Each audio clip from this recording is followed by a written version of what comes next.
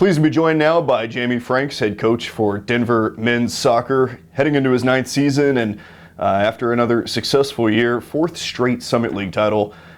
Coach, we know the success that always happens at Denver in the men's soccer program. You head into the first game tomorrow against San Diego State. Do you still get those first game, pre-game nerves a little bit and that excitement that happens? Yeah, of course. I think that's what makes the sport so unique. And we always try to tell our student athletes to lean into those pressures because it's something that you've earned that pressure. And so for us, the first game butterflies, really every game I feel that way. And that's why I just feel really grateful to be doing something that I love. And, the stress and the anxiety and all those things just really narrow our focus into doing our jobs. And now as you look forward to tomorrow, we take a peek back to last season and how it ended. You're playing a team from San Diego tomorrow. Your last win last year was against a team from San Diego, the University of San Diego, in a snowy first round of the NCAA Tournament before exiting in the second round at Duke. We talk about that success and all the years of Summit League championships and going on to the College Cup like you guys did a few years back. But where do you grade last year in terms of success? I think everybody ends as a loser besides one team. So I think you got to take everything in perspective. And, we felt that being ranked in the top 10 all year and then not getting a seed, I think that was, that was a shot at us. And we take that on the chin and we take it into this year, having to play that first game in the snow. Poor conditions, tough game, and you just got to be able to beat anybody and in any condition and kind of survive in advance. So I thought we played really well in the Duke game, outshot them 14-5 or 14-6, and really had a lot of the game and had a lot of looks that we wanted to. And unfortunately, that's soccer sometimes. And so just kind of taking that fire in our bellies and making sure that we remember that it's, these games are won and lost in the margins. And so having a higher attention to detail every day, that's been the main goal. We brought back so many players. So these guys are ready and we're focused for the season. And then one last note from the offseason, you go and you sign a multi-year extension. How important is that to you to have that confidence knowing that the school has your back as you're pursuing this national championship run? Yeah, I think it's, all the success, that the program has had. It's just by, laying brickwork down every day, and just really fortunate to have been worked with so many great student athletes, all the top GPAs these guys have had, all the top community service vests. It's just a special place. It's a special culture. And I'm just really happy, to be here long term because, what we're building is bigger than anybody and we're supposed to be leaving it better than when we found it. And so just can't thank all the student athletes and all their efforts to elevate the program, and just really grateful and honored and humbled, to be the leader of the men's soccer program here. Scheduling. Denver always has a difficult non-conference schedule. We know that, and coming into this season, you're going to face 4 teams that are ranked inside the top 25 in the preseason poll, 4 teams that were tournament teams last year, and you're also going to face a difficult Summit League schedule as well. We know what Oral Roberts can do and how they can make some noise, and some of the other teams in the league as well.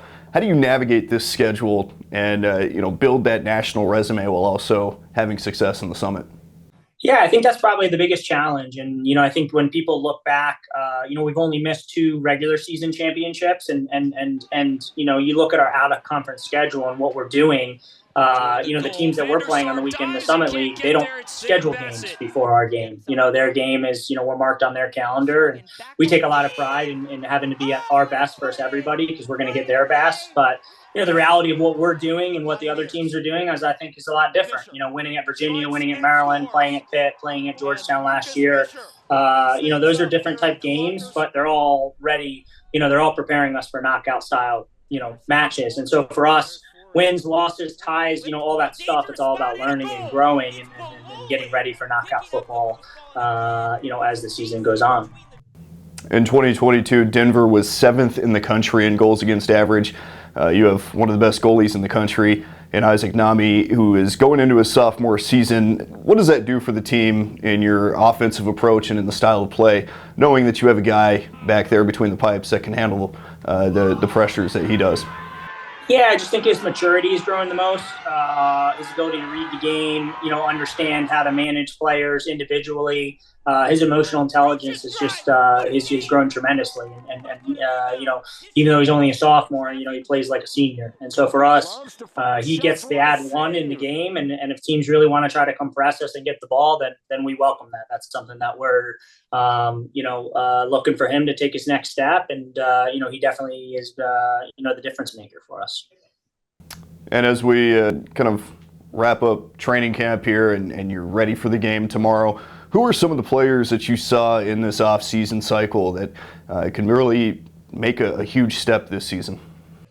Yeah, I think Ben Smith, I think he's, quietly just had an incredible collegiate career. I don't think he gets the respect that he really deserves. I think if you ask anybody in the Summit League, they understand the importance that he has for our team.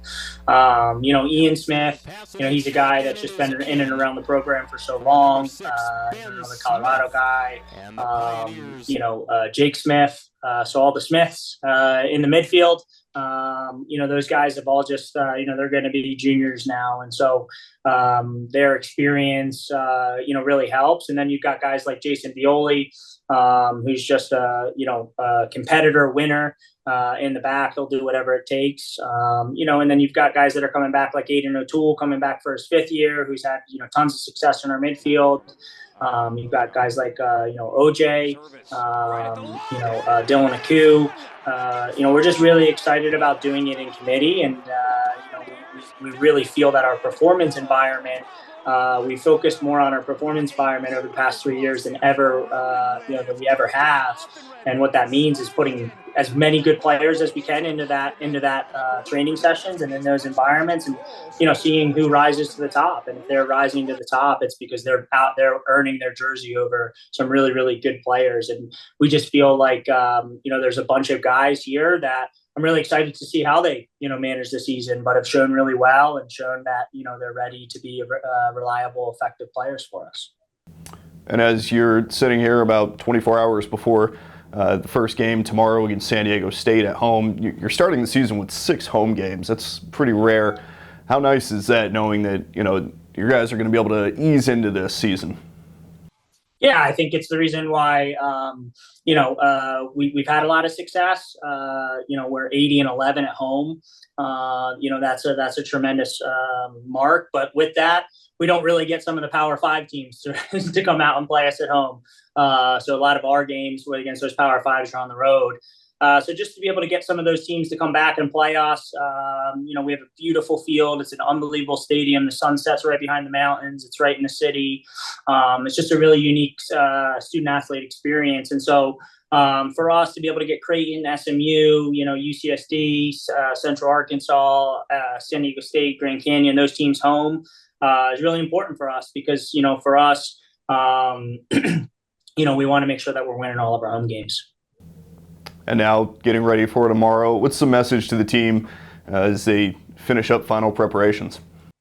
Yeah, just that we don't have to be good enough to win a national championship tomorrow night. You just got to be able to win one game, and 3 points is on our mind. And what that looks like is never how it actually plays out. And so for us, it's just making sure that we're playing every play and we're bringing our brand of fighting football to the field, and wherever we're at, we'll agree, hey, this is our starting point, and then just try to grow and get better from there.